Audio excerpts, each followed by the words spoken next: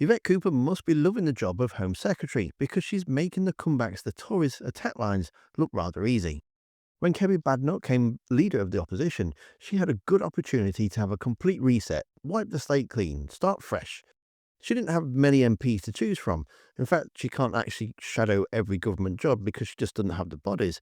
But what she could have done is have a front bench of complete newbies, or people at least that wasn't associated with the previous administration. Now, admittedly, that would mean that people that with experience aren't in those positions, but you would get them up to speed pretty quickly. Instead, what she's done is just shuffle people around that were part of the previous government.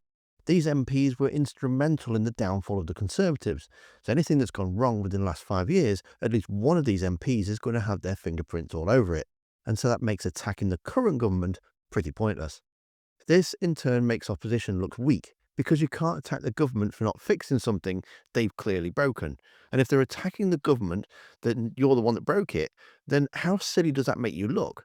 And that's exactly what Yvette Cooper does in this clip I'm about to show you. You've got PhIlp thinking he's the mutt's nuts, when all that happens is that it gets pointed out that he is actually the one responsible for being in the mess that it's in.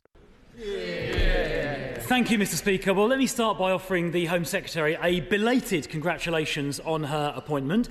Having been a minister in that department, I know how difficult her job is, and I genuinely wish her well in doing it.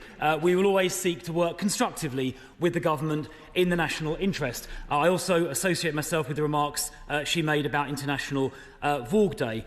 Mr. Speaker, since the election, 19,988 people have dangerously and illegally crossed the Channel, a 23% increase on the same period last year. Why does she think the numbers have gone up so much on her watch?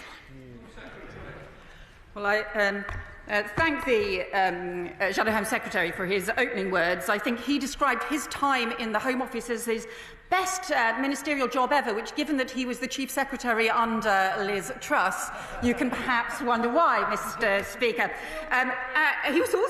He was the Immigration Minister who, I might remind him, told the Commons and the Select Committee that he wouldn't rule out using giant wave machines as the way to stop small boat crossings. Mr. Speaker, we inherited record high levels of small boat crossings in the first half of this year. We have taken action to fix their chaos. First of all, I'm asking the Home Secretary about her record. I'm asking the Home Secretary about why small boat crossings have gone up during her time in office. Perhaps it's because, as the National Crime Agency said, we need a deterrent. Yet she cancelled the Rwanda deterrent before it even started. And now we hear Ursula von der Leyen, the European Commission President, asking European member states to look at offshore processing. Isn't that the reason why it's gone up? And isn't that the reason why the immigration minister sat over there is admitted last week she is opening up new hotels instead of closing them down? Mr. Speaker, seriously, what a lot of chaos. Highest level on record was the last 6 months of the last Conservative government while he was in government, and in fact the numbers since the summer are not the highest on record. That unfortunately was his legacy, and while he was the immigration minister, he increased the number of asylum hotels 500% and increased the number of people in asylum hotels by over 900%. So seriously, he should not try and give lectures to anybody else at all. well, I'm going to do a little lecture. If you really want this attack at each other, can you do it before we get to topicals? They're meant to be short and sweet. As you can see in this clip, their Rwanda plan is the go-to attack line at the moment, and they seem to think it was their ace in the hole, completely ignoring how much money was actually spent on it and how many of the people they actually sent to Rwanda. But that's by the by.